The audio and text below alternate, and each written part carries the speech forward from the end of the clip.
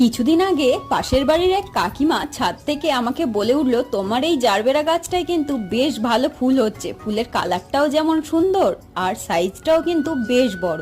কাকিমার এই প্রশংসা করার কয়েকদিনের মধ্যেই দেখলাম হনুমানে এসে আমার গাছটার পুরো ধ্বংসই করে দিয়েছে। যত নরম নরম পাতা ছিল সব খেয়ে গেছে, আর যা দুটো চারটে পাতা ছিল তাতেও আবার দেখলাম ফাঙ্গাস ধরে গেছে। মনে মনে কিন্তু আমার সেই কাকিমার ওপর বেশ রাগ হচ্ছিল, ভাবছিলাম যে এই নজর দিয়ে আমার গাছটাকে শেষ করেই দিল। তারপরে আবার এটাও ভাবলাম, যদি তাই হয়, কাকিমা তো সেদিন শুধু এই জারবেরা গাছের প্রশংসা করেনি, আরো অন্যান্য গাছেরও প্রশংসা করেছিল। যাই হোক, সেসব কথা বাদ দিয়ে এখন লেগে পড়েছি গাছটাকে কি করে বাঁচানো যায়।